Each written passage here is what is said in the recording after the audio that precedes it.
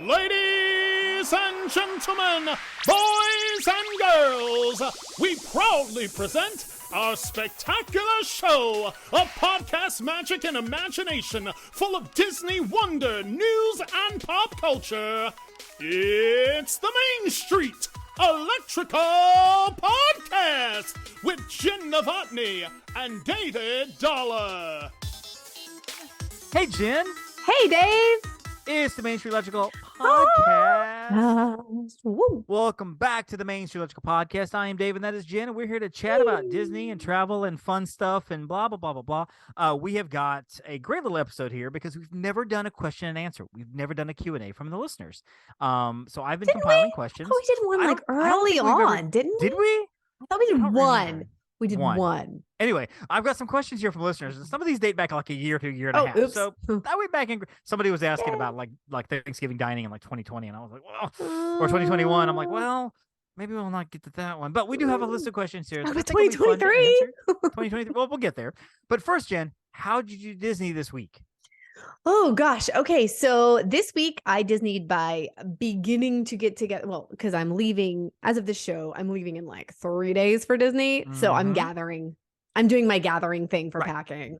Right. You know, and you take obviously several days to pack. I pack the morning of. I know that I've stressed you and Heather both out. I'm like, yeah, I leave for the airport in an hour and I'm not quite done packing. No, yet. you were like it's 30 minutes and I've got to go and I have nothing in a suitcase. I can't. Well, no. Okay. So the thing is, No. I do start piling clothes up, like on the dresser. I kind of have a pile of clothes. So it's not a matter of walking around folding stuff. Like I just pick the piles up, put them in the suitcase. But, I got to figure out what to wear on what day. I've got all the shirts to wear. I can't. So there is some of that. It stresses me the heck out.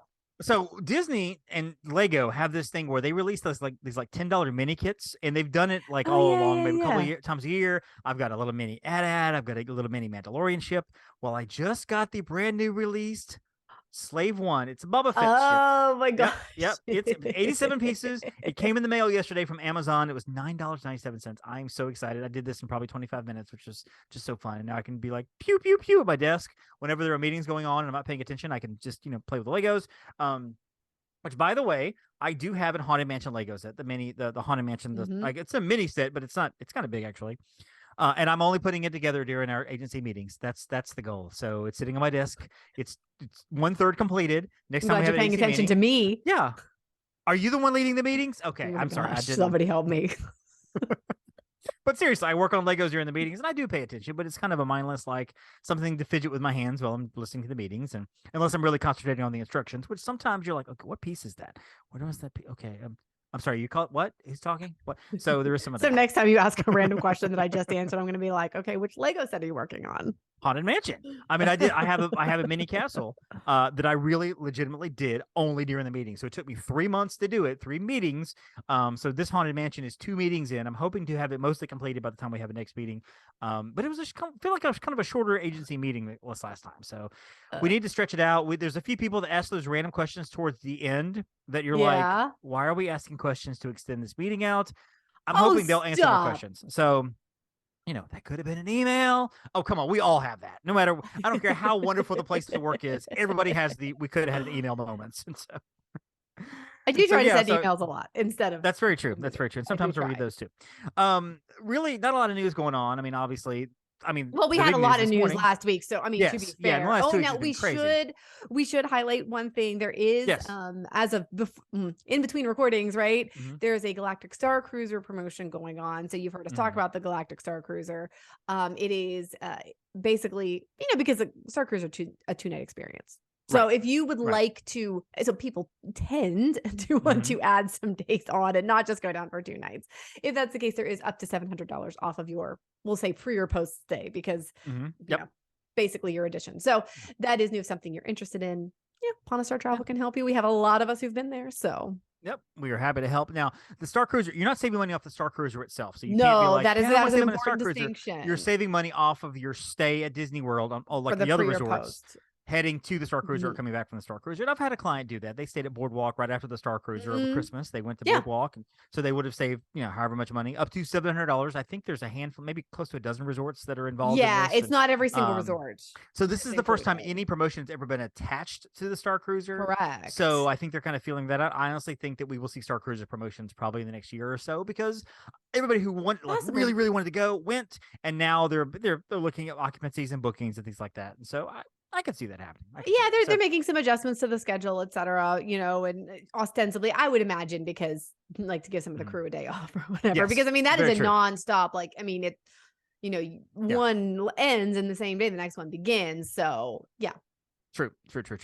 So let me jump to the questions here, because these are kind of fun. Okay, I've got let's do this. 6 or 7 here. So the first one, this is from Melissa, and Melissa's a great fan of ours. She always shares the show. So thank you so much, Melissa Reagan's Thanks, out Melissa. there. She, by the way, has her own podcast. It's called the Food for Thought Cast, and it's just starting. I don't even know if episode number 1 is out, but she is a chef. No, I'm excited for it though. She is a fantastic chef. She's a fantastic cook. She runs a restaurant. She basically runs that kitchen.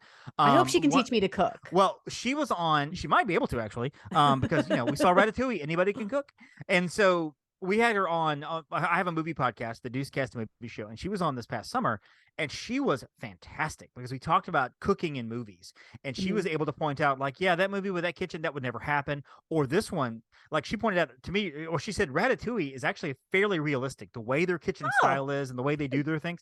Obviously not with the rats, unless you're at Waffle House. It doesn't really work as well. But overall, clearly Waffle House is not a sponsor. The style, because there's so many different kitchen styles. You have an assembly style, you have a team style, you have an individual style, or whatever.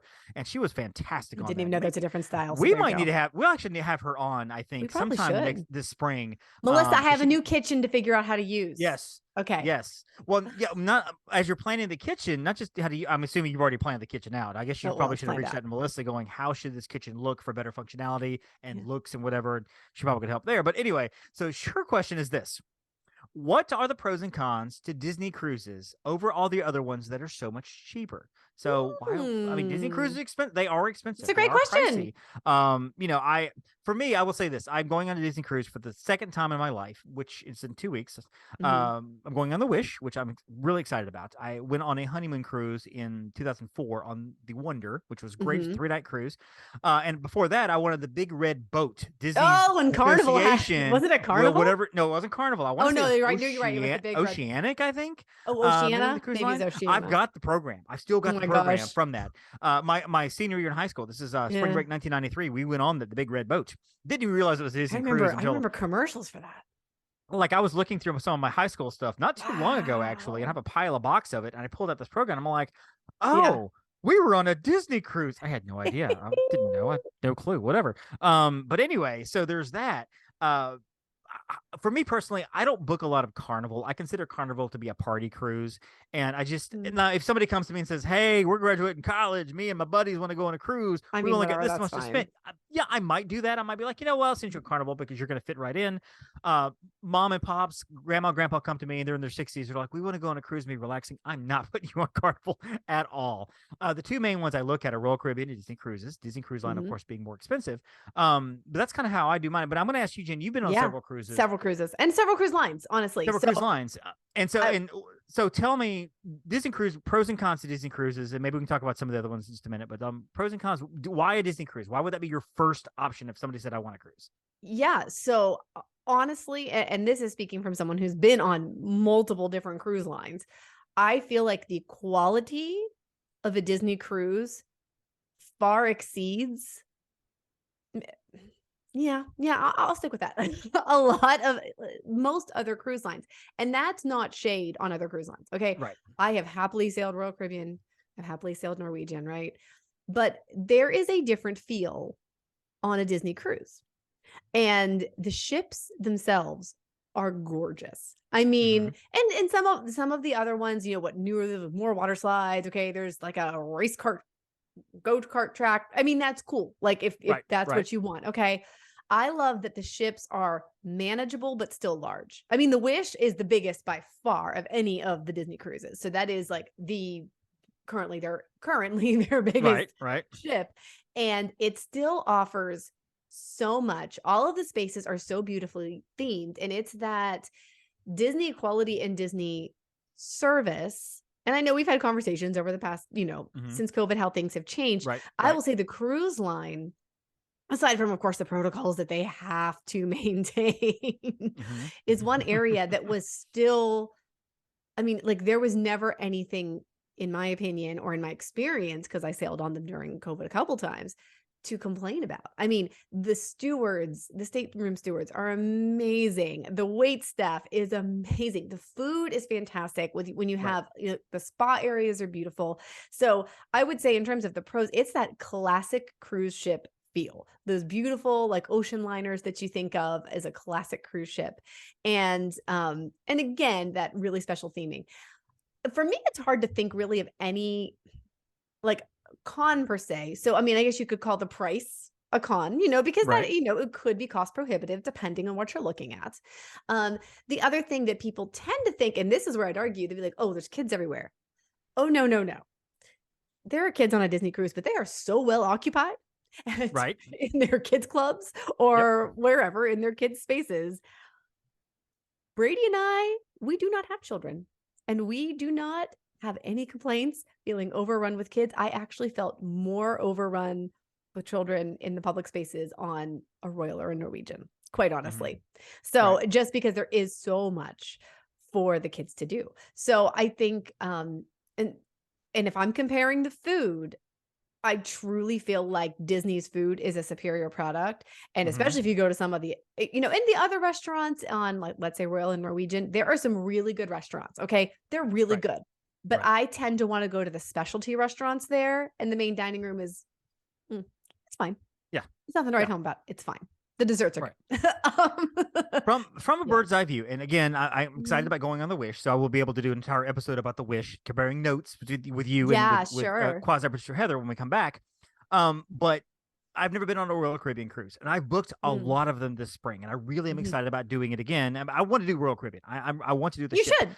But looking at both of them, it seems as if Royal Caribbean is almost like they built a city on a boat. Yes. Because you're going to find things there that you would not find at Disney Cruise, like a Johnny Rockets, or almost like Universal, like City Walk. You go to Universal, there's a Burger King Express, and there's a Panda Express, and there's a Voodoo Donuts, there's brands and everything. You're not like immersed. Exactly. So you're not going to find those things to Disney. All those things in Disney are Disney. That's Disney stuff. It is Disney. A Royal Caribbean, it's almost as if somebody sits around a table going, okay, biggest ship in the world, the Icon. Let's do a Johnny Rockets. Let's do a go-kart track. What putt golf? Put the putt golf over here. Let's do the free fall over there. We'll do 7 water slides over. I mean, it's almost like whatever they can find to put on the ship. They're building a city on and again, ship. That's one model of doing it, and that doesn't mean it's wrong. In fact, we have happy clients who sail on that. I will gladly go on the Icon. Who don't want to go on Disney, they want to go on Royal Caribbean. And absolutely, I'm fine with that because that's what they want to do. But I think it really is that, like you said, the classic Disney feel, and everything there is in fact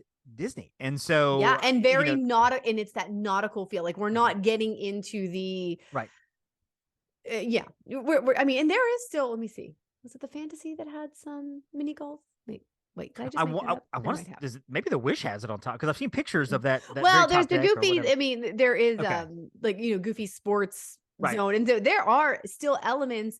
They're just not as advertised as they are on other cruise lines. Disney still has them, but they are themed. They're in the genre of of the ship or what you're doing. So. So there you go. So, and honestly, that was a long-winded answer for I haven't done much with Norwegian. I haven't done much with the Carnival, like I said. I compare it to Disney being like a Macy's, Royal Caribbean being a Target, and Carnival being a Walmart. That's kind of, I have 2 more very important answers. Oh, I don't know why this one's in the first 2 that popped to mind, but whatever. Anyway, I had coffee today. I don't even know what's my problem is.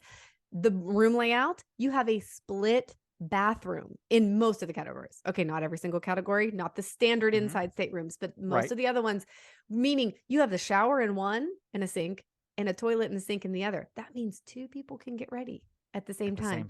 That's a huge benefit. You might not think so until you're in a stateroom. That's a huge benefit.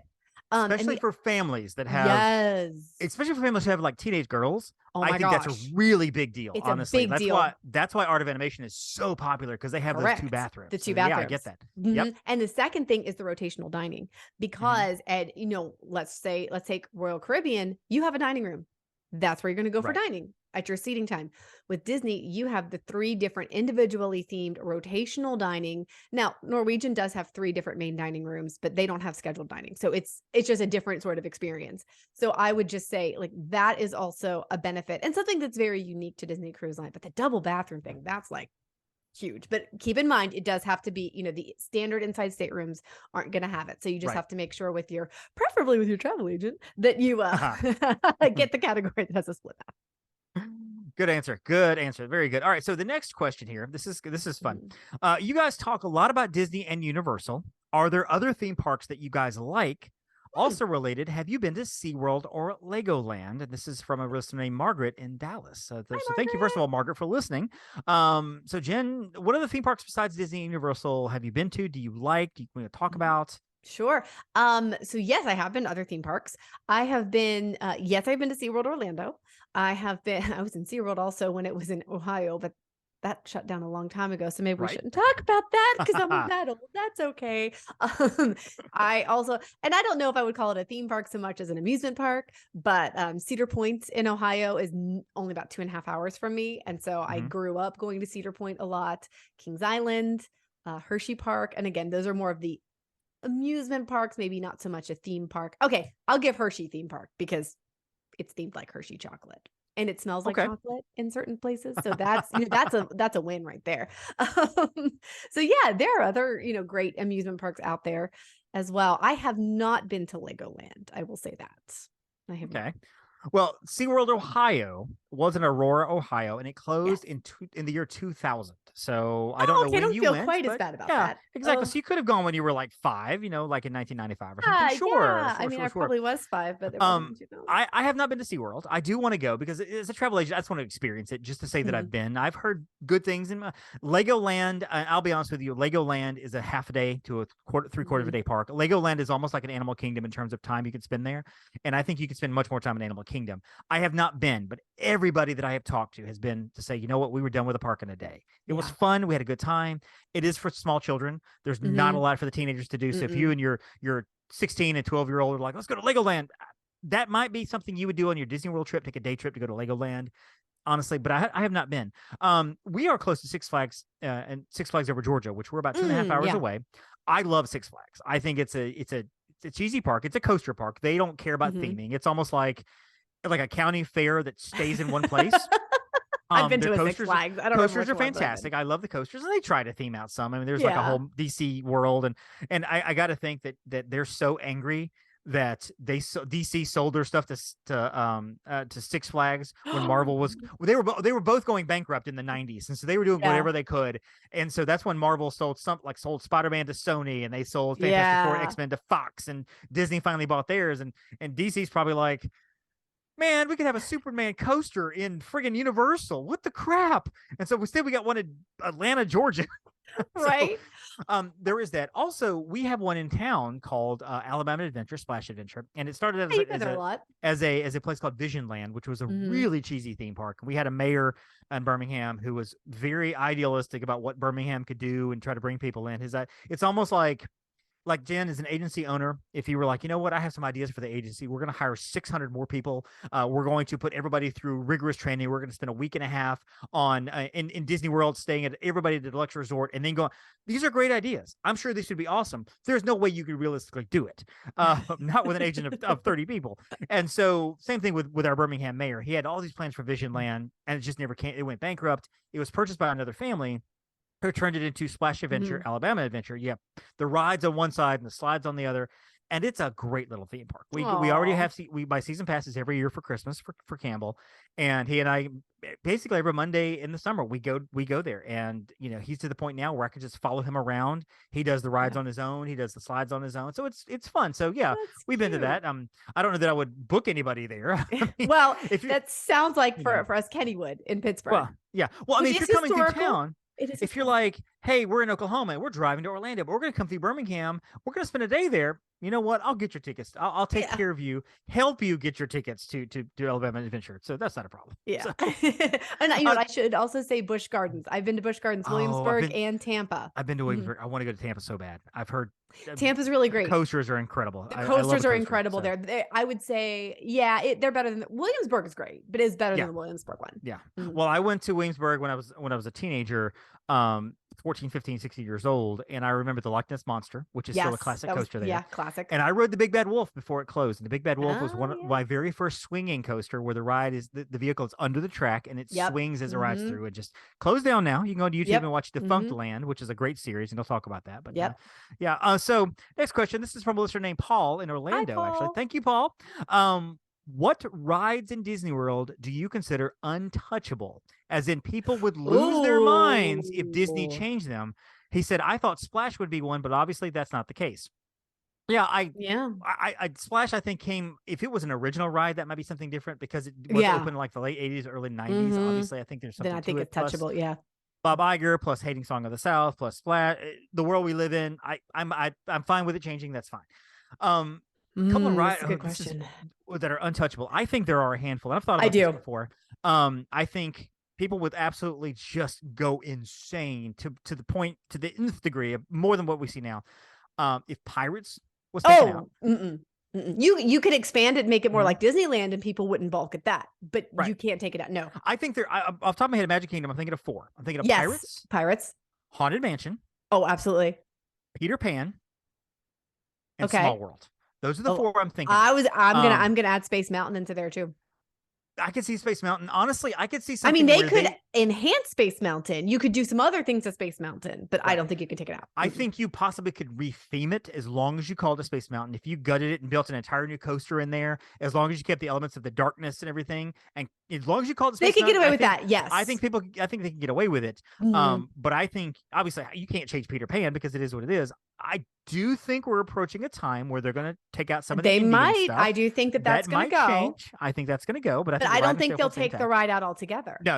I think they'll change it up a little bit. They'll put a different scene right there. Because honestly, I don't care. I'm not bothered by it, honestly, because it's the story. But as you cross that bend, I can see where people would be like, okay, that's what they thought, quote unquote, engines looked like in 1955. Looking through a lens now, you're like, oh, well, all right. Don't at me. I agree with you. I'll leave it like it is. I'm fine, but I can see that. Anyway, I think Haunted Mansion, I don't think you can touch that ride. You cannot touch that ride. Pirates, I think as much as you could do is put Johnny Depp in there. We put Jack Sparrow in there. I think you do anything else to it, people lost their mind with the character of Red changing. Oh yeah, that people were going crazy. If they said that ride was closing, people would go nuts. I still have an issue that they changed the animatronic out. I'm like, dude, you could have kept the animatronic. Like, give her a different role. I don't care, but why did we have to change the animatronic? Right. Epcot. I think Spaceship Earth is untouchable. Now I know they want to gut the ride and change it to and I think that'll be acceptable to a degree. Yes. But have to keep the same elements in. Keep the scientist girl with a big afro. Keep her in there. You're gonna have She's to gotta stay. I love her. Thank you Phoenicians. You're gonna have, or so we think, the Rome burning smell. All that has to stay. If you get rid of my Rome burning smell, I'm sorry. I'm going to chain myself to Spaceship Earth. Is there another ride at Epcot though that would be untouchable, you think? Test Track is touchable. I'm sorry. Test Track is touchable. Test Track? Well, it was touched. It was turned into Tron was Track, touched. And it, they changed Soarin'. Well, I don't think you could ever get rid of Soarin' at this point. I think people will accept. I think you could. I don't want to say it's. As long as you had something else going in there, I think as long as you had something equal to it. But it has to be something similar, I think. Right. I don't know if it's reached untouchable status for Epcot. I don't know. I think I would agree that that hasn't reached Gosh. And see, Figment's not untouchable, obviously, because look what they did to that ride. And I think there's a chance they take that entire ride out. Figment doesn't have a place. I don't. I think it would be a misstep personally to get rid of Figment altogether. But you have to get him in there in some way, shape, or form. You can put some Inside Out in there and get Figment to like interact with him. That's fine. Bing bong and I do think Figment has hitched a more cult status in Epcot than maybe 10 years ago, because I feel like Epcot, Disney listened to the fans on Figment, because Figment's everywhere now. He is now he is the pure icon of that park, and you know it. I mean, it's if in you your face. Think of those of us who grew up going to Disney, and even though like I wasn't there as much, I mean, I think of Brady, like you and his mom was like straight up, you do not touch Figgy, you do not mess with Figgy. Like we love him. We love him so much. And I just want him to be that loved character again, because he is original IP. I mean, he is. Yep. So Hollywood Studios, I think Tower is untouchable. At this point, I think it's reached that status. I think a Rock and Roller Coaster could change. As long as they kept I think that aspect, one, and I think it will change, honestly. At some point, it'll probably change. I'm afraid it's going to go to like Harry Styles Pop Coaster Fun or something like that. So if we're saying untouchable, I mean, I almost want to say Falcon to some degree, because I don't think you can get rid of the Falcon at this point, because you got the Star Wars fans. When I think untouchable, I think not only does the ride have to stay, but you can't do much to the ride itself. And I think at that point, Falcon. I mean, you might changing a scene like in fine. Pirates or Peter Pan. That's considered fine. It's fine. But with Falcon, I could see them changing the movie, the aspect of it, like in terms of what you're doing, changing the mission, and because it is a 3D screen, you could change the mission of it. You could change that pretty easily. I think Tower is untouchable. Ooh, is there another one that would be Star Tour? I think people would lose their mind if Star Tour. No, I agree, because that's an original. I mean, you can change the scenery as they have. That's early on. Then that's fine. But what Animal else Kingdom? is there? Animal Kingdom's Everest. Oh, I'm sorry, you weren't done with I was going to say, where do we think the status of Muppets is? Because I think it's. I mean, we all agree. I mean, like the movie's old, right? The movie's old. The technology has changed. Do we think it's untouchable to get rid of Muppets? Yes, because that's the last bastion of Muppetdom in the park. And I agree, but but if we did a new movie, would people lose their mind? I think with Disney, I think the Muppets are now where Figment was 10 years ago. It took, I don't know what happened and what changed, but Disney, I think, realized, okay, we can't get rid of Figment. People love Figment too much. We have to really lean into this, and they've leaned into it completely, because Figment is now, again, the icon of a lot of things. I think it's working. I think they're not there with Muppets yet to realize. I don't know that they've understood how many fans the Muppets have. But again, that's a cult. It's almost a cult classic too with the Muppets. It is. And so I don't think you could change that, honestly. I think people would just go crazy if they change it. And I don't even know what else you could put in there.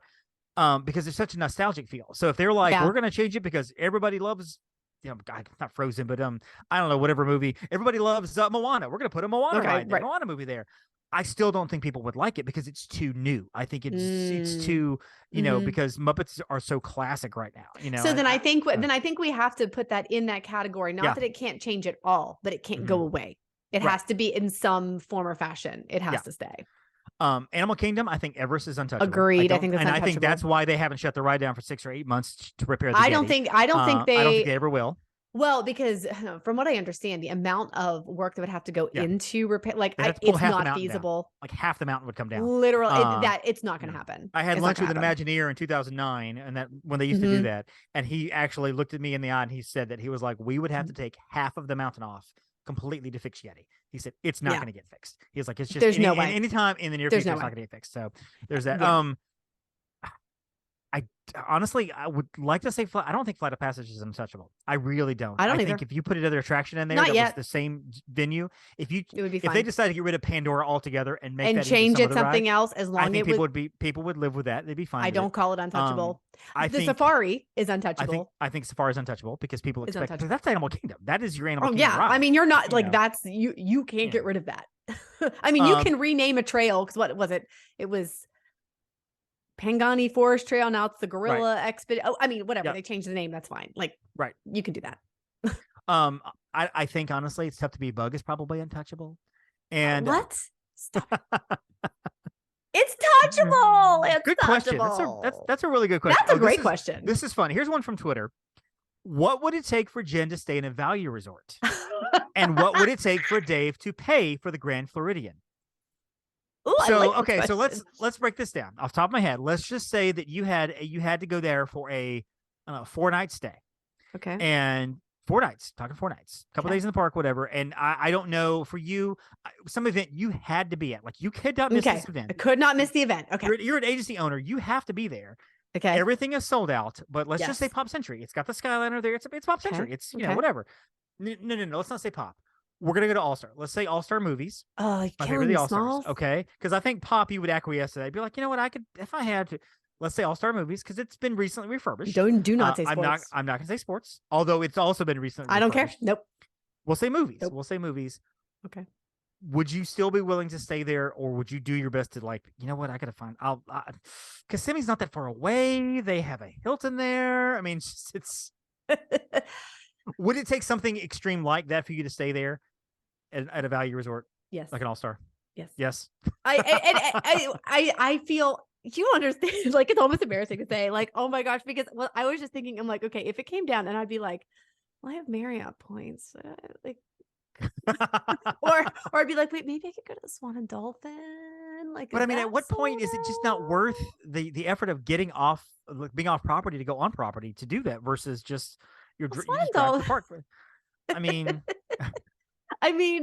yeah. And to be fair, there is a picture of me in front of the All-Stars. And David I know, but has you're like seen 4, it. but still. I was in college. And I was with 3 other well, people. you know, people know that we all make bad decisions in college. I Honestly, mean, I was at music. And no, if it came down there and like just even recently, I was having problems finding something on property for a pre-night stay. right. And I did find Grandisino Tower, so we're okay. We're okay. Yep. We got moderate, so we're okay. I stayed at All Star Sports for a night in December because I had to come down there for one night, and then I was staying at Pop the rest of the time. The rooms have been refurbished. They look fantastic. The resort is fine. There's nothing wrong with them. There really isn't. I like the resorts a lot. With okay. So the difference in myself and Grand Floridian and Jen and All Stars is, number one, I acknowledge that the Grand Floridian actually exists. And number two, I'm not opposed to staying there. I've been to the Grand Floridian. I've stayed there like, I think 4 or 5 nights on one trip once. What would it take for me to stay there? Lots of deep discounts. Lots of deep discounts because I have a problem paying $600 and $700 for a room or even $500 for a room. I can't do it. So when I go and I'm like, yes, I stayed in so at the Contemporary. There's a lot of discounts that came my way for me to do this. You will never hear me be like, yeah, I had a night free there in town, so I decided to call up the Grand Floridian. I went ahead and I booked it last minute to stay at the Grand Floridian. That means that the last part of that sentence is I had a great discount. That's the only way I can stay there. I just can't do it. Well, my thing is, like, I don't like having to walk and do buses. And again, this is a me, and it's a convenience thing for me. Right. That's and like that's a just what it Skyliner at Pop. So that's why I was like, if you left me Pop, I'd be like, all right, like I'd do that. I love Pop. That's when I stayed there at Pop, that Skyliner was 5-minute walk. Like if it was AOA or Pop, it was perfect. I would still rather be at the Grand Flow, but I would be like, all right, it's on the Skyliner. Like, okay, that's fine. We know I am just not a bus person. I'm not a bus person. I'm sorry that I am not a bus person. Like, all right, a couple more here. Okay, this is fun, and Jen, I think you can answer this because we are a travel agency, so this is going to be right down our travel lane here. Now, so there is a site called Discord.com, and Discord is a great community of people, and you like a lot of podcasts. Imagineers have their own Discord, and you can go in there, and there's different subjects. Yeah. You can just go into a room and just chat. It's almost like AOL back in the day where you had different chat rooms. Same thing, and it's a safe place. My movie podcast, Deucecast, has a Discord, which you guys are welcome to join. Let me know if you'd like to join. But we have a section there for Disney, and I promote the podcast in there. We talk Disney stuff. And this question comes from a guy whose handle is Coach DeBello, and his question is, what are the benefits of staying on property now in 2023? So, as a preface to that question, I get that question because in recent regimes, Bob Javik, there have been so many things we feel like have been taken away. Magical Express is gone, and the luggage is gone. And to be fair, and I'm going to say again, Magical Express was not. Yes, that was not Disney. That was Mears. That was Mears. I get that. Okay. But a lot of the little benefits and things on property. So this question is a really, really good question because sometimes I have to talk to clients, and I'm like, well, so I do have an answer for this question, but Jen, I'm going to give it to you first. Why would you stay on property, even at a value resort, when you could stay off property for maybe $100 cheaper? Okay, so let's say even it's $100 cheaper, you're not still getting necessarily the value. So, and I have several things with this. So, let's talk dining right now, because even though there's no official dining plan, whatever, you are still making dining reservations. And if you are off-site, you are making them one day at a time. Yep. You are not getting Space 220. You're probably not getting Cinderella's Royal Table. There's a whole bunch of popular restaurants you're going to have a hard time getting. Okay. Right. So whereas if you're on property, you can book on your check-in day, your I was about to say 180 plus 10. Wow. Oh, wow. Back in the day. I just took my DeLorean back in time. We'll just say this. When your window opens up, it opens up for 10 days. So if you're staying a week, we can make all of your dining reservations right then the same day. same morning.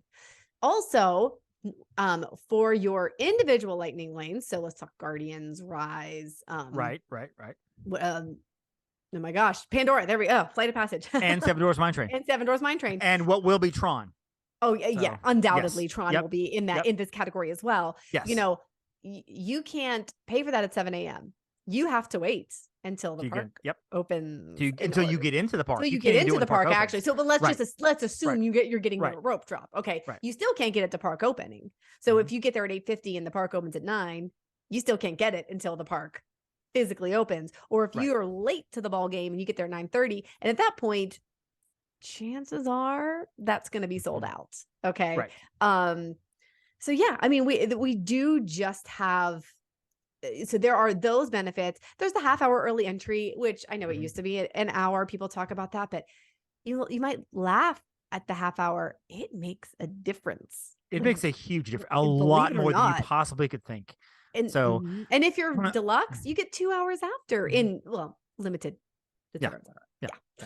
So for me, okay, so I don't want to sit here and just poo-poo staying off property because I've been off property before, and there are benefits to staying off property. So I'll get to that in a second. With the 30 minutes, first of all, let me address that. That is huge, and we both speaking from experience, and I'm speaking from experience because I'm a rope dropper. You a lot of times are not. You like to sleep in a little bit. That's okay. We're sleeping. I'm a rope dropper. If the park opens if Epcot opens at 9 o'clock, I'm going to be there probably 7:45 to 8 o'clock because I'm going to get in that line because they're actually going to open the park like at 8ish, a little after. So everybody goes in and you go in and you get in line up to a certain part of the rope. And at 8:30 they drop it. You go to whatever ride you want to. Yeah. So you're getting into the park even before the park opens, right?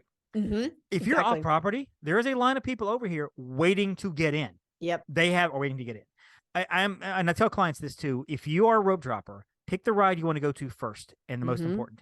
Go straight to that attraction. Flight of Passage and Seven Dwarfs Mine Train are vital for this. Go straight to it. Even Rise too, but straight to the attraction. You're going to get in that queue line. You're probably going to be on and off that ride in an hour or less because you got there first. You walk into the Animal Kingdom because you've been off property. You walk in at 9 o'clock or 8:45 or whenever they let you in.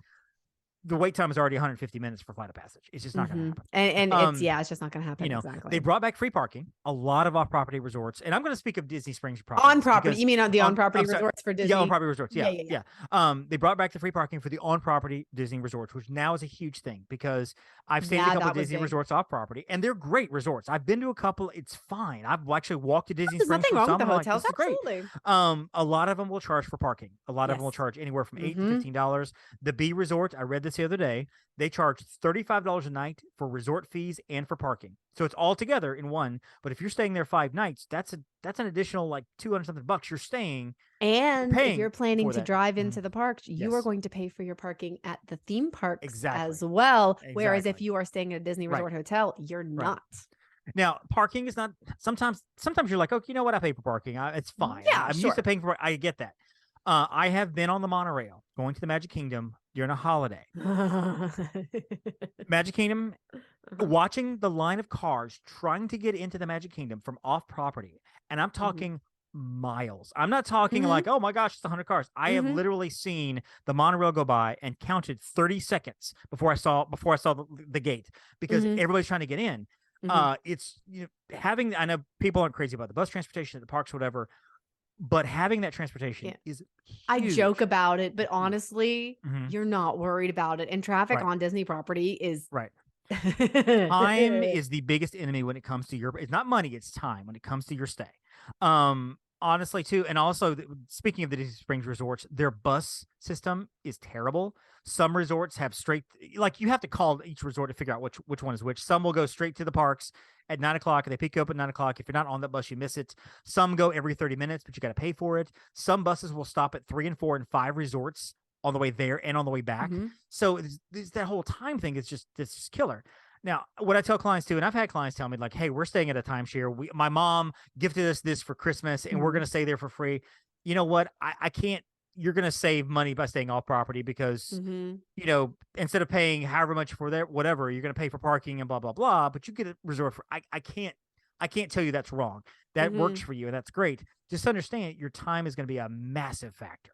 And if you're paying this much for a vacation, you have to decide how much is my time worth?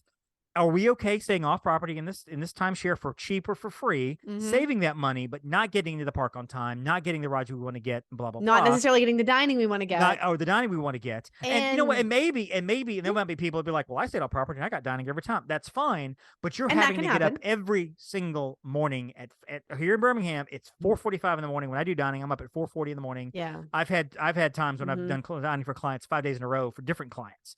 Yeah. By the end of the week, I'm like, I can't walk. I've been up at 4:30 every morning. So those are some things just to consider, just to think about. So yeah, and I'm always gonna say, don't and we know I'm a convenience girl. I've admitted it, right? Like, okay, I'm not over here. Your time is worth something, and so the extra time it takes to get on property, and especially if you're off property, you have to park a ticket and transportation center. Then you have to either monorail or boat over, and that's fine. But that's additional time that you're not getting to the park. And if you have littles that are excited, like, you just might want to consider that as well. So right. Two more. And by the way, I went back and looked, and we did a Q&A in like July of 2020. It was episode number 11. So considering we're like at episode 140-ish, we're due. You know, it's time. It was time. So this question we actually answered in episode 11. But I think the answers might be a little different now that we've had 2 years, something like 2.5 years, whatever. Okay. What guest is your dream guest for the podcast? Oh. And what one-time guest would you like to have come back on the show? Oh, that's a great question. So my answer is still the same from back then. I would love to have Michael Eisner. Michael Eisner. Okay. Michael Eisner and Samantha Brown. Those are my two just like white whales. I would love to have them on the show itself. I'm gonna agree with the Samantha Brown one. Absolutely. And then I don't think this one could happen though. Who's that? Julie Andrews? Oh my gosh, I would freaking love. Okay, never mind. It's Julie Andrews. Yes. Yes. But I mean, is there another one or Josh Tomorrow? Oh, yes, that would be awesome. If I don't say that, quasi-producer Heather will probably come at me. That's very true. That's very, very true. Very true. I would love to have Haley Mills on the show too. And I feel as if she's not impossible. Right? I don't think it's impossible. I don't think it's impossible. I've emailed her website. I don't know who reads that or whatever, but I am kind of in a sort of kind of pursuit to get that. The other guy that I'm trying to get, and I don't know if it's going to happen, but I'm trying to, is a guy named Andrew Mavali. Is that his last name? I know who you're talking about. Action Park. Yes. He's the guy, his dad ran Action Park. Yes. And I want to have a conversation about Action Park because, that would be so great. Oh, wait. Yes. Oh. Dick Van Dyke. Oh my gosh. I think we've got to do that pretty soon. Don't say shh. Just say it. David, I love him. I love him. Like, because if we had planned to have Angela Lansbury on in 2023, we missed that. So, don't remind me. Like, why do you have to trigger me today? Seriously. Which one time twist the knife? All right. Which one-time guest would you like to have come back on the podcast? Now, I will say this: McNair Wilson was a big hit.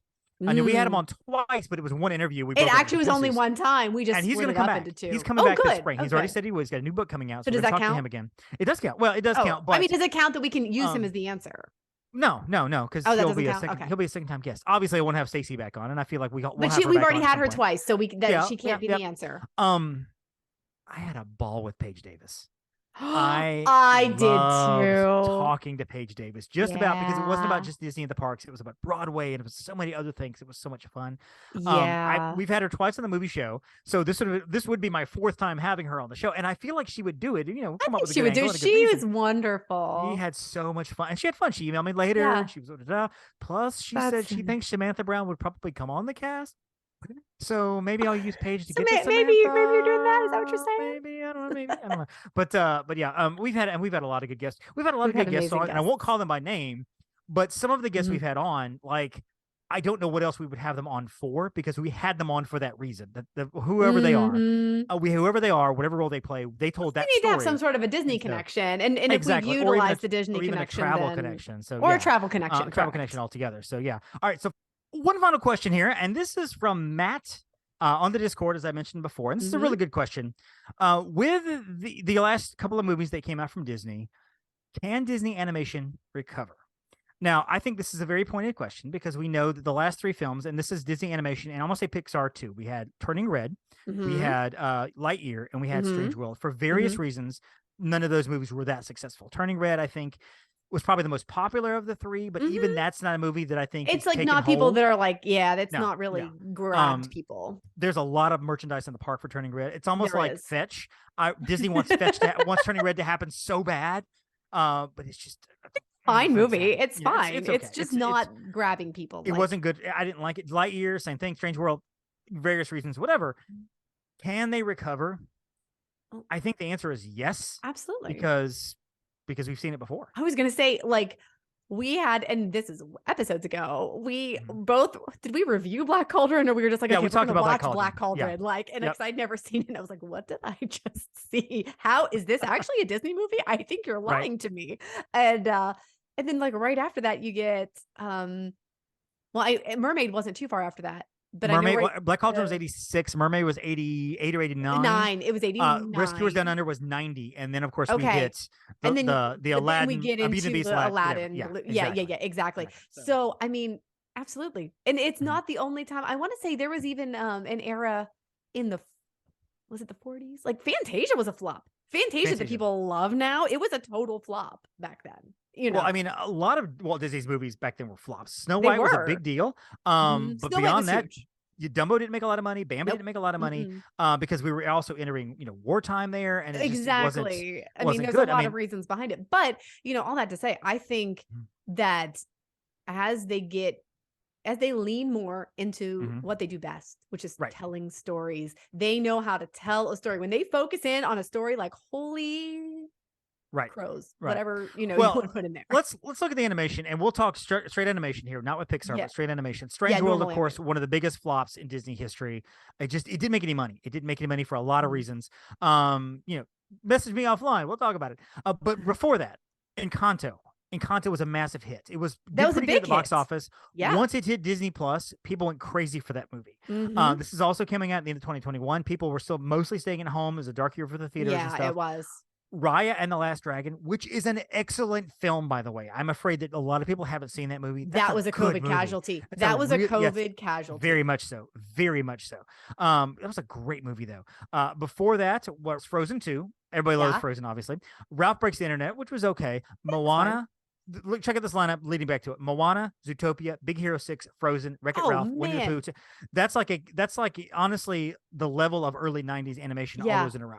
So I think they've had some movies that have been kind of up and down with some here. And it reminds me of, you look at the 70s and 80s. Now, these are all movies that we consider to be big hits, so popular now. These were not popular when they came out. Robin Hood was not a big box office success. The Rescuers, The Fox and the Hound, and The Black Cauldron, The Great Mouse Detective was the one actually before.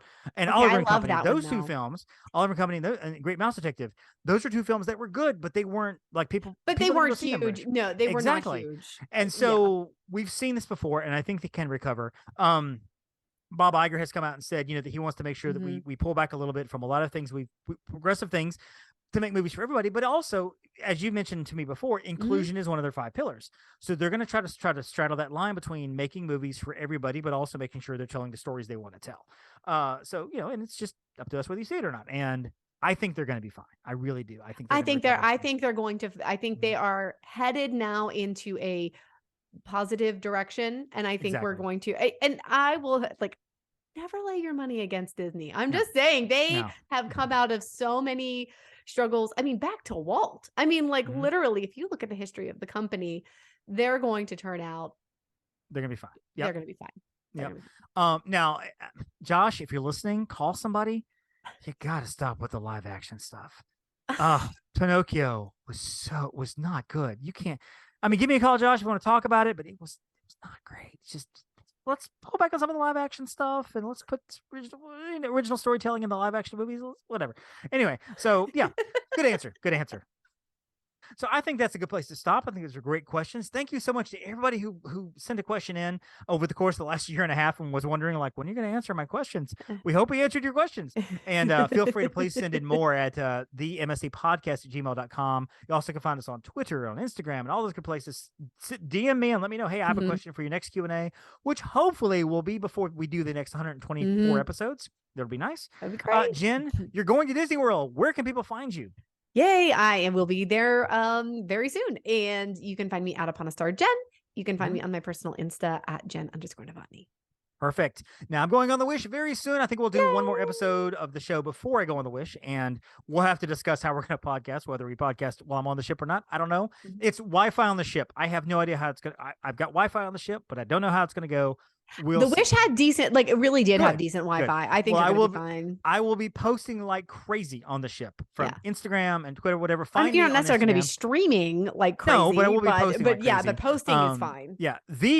What was my Instagram? The Magic on a Dollar. That's my Instagram. I almost said MSC Podcast. The Magic on a Dollar is my Instagram. Find me on Facebook at Magic on a Dollar, Disney on a Dollar. We're both on Facebook there. On both those pages there, and of course Upon a Star Travel. And that's your keyword for all the platforms as well. So come follow us. Absolutely. Also, my friend Emily, and we're going to mention this real quick. If you're looking for somebody to follow. She now has a business called the Bluebird Gifting Company. She works with us at Upon a Star Travel. This is not an paid ad or anything. She isn't paying us for this, but she started Bluebird Gifting Company, and basically she lives in the area and she will deliver things. She will make baskets for you if you want to send a basket to somebody. If you want to have something in your room ready to go for you at the resort when you get there for a birthday, for an anniversary. If you're like, you know what? We need like 5 cases of water and I can't, whatever. Talk to Emily. She's on Instagram at bluebird.gifting.co. She's almost at 1,000 followers. Right now, she's 14 away. So when you listen to this on Thursday, you may or may not be able to do this. But for her followers, she's giving a prize away for the 1,000th follower. Actually, when we're recording this episode to the time it releases, I'm hoping she's well over 1,000. I hope so too. Go follow her. Regardless, she's worth a follow. She's fantastic. Her prices are very reasonable for the stuff that and she is her baskets look amazing. Oh my gosh, they're gorgeous. They look professional. Bluebird.gifting.co. We'll put that information on the site as well. So you can go make sure you go follow her.